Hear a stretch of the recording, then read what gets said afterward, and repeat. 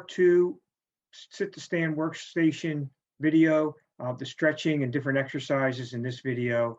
And what, if you remember, we talked last video about sitting for 20 minutes, standing for 8, and then moving for 2.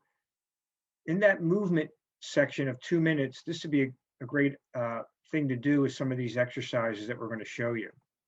Now, if I was going to do one particular exercise from this video, this would probably be one of the best ones that I recommend.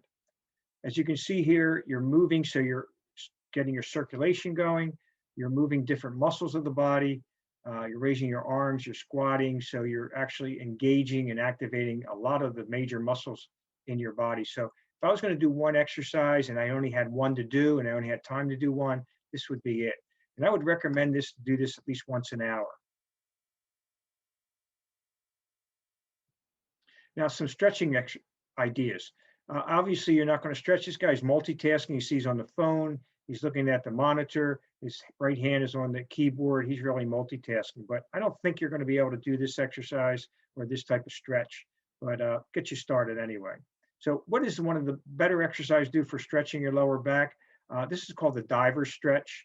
You want to get on the back of a chair or a high desk or your elevated workstation.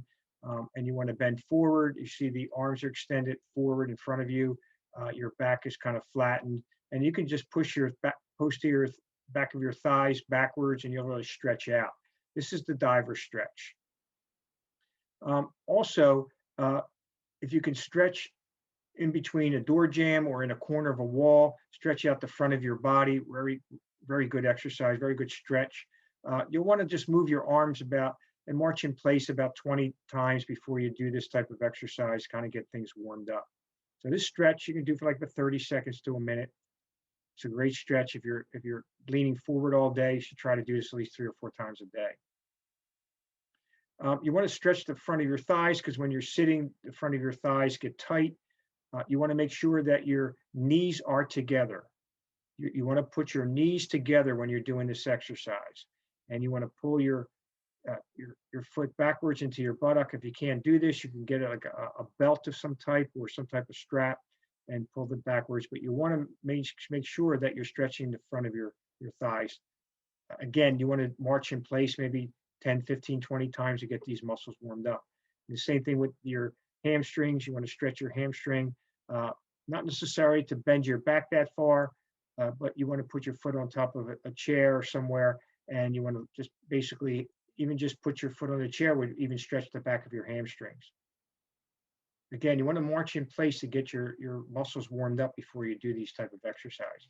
10, 15, 20 times is good. All right, so a great exercise or stretch for your lower back is leaning forward and bringing your chest to your knees. You can see here this person is bending forward on the right side of this image, and their hands and their feet are on the floor. Now, the other exercise you can do with movement is you just bring your arms on top of your head and just try to touch your hands or your fingertips to the ceiling, coming down a little bit and going back up again. Great way to get circulation moving, and also just to get those muscles in your arms moving in your inside of your back there.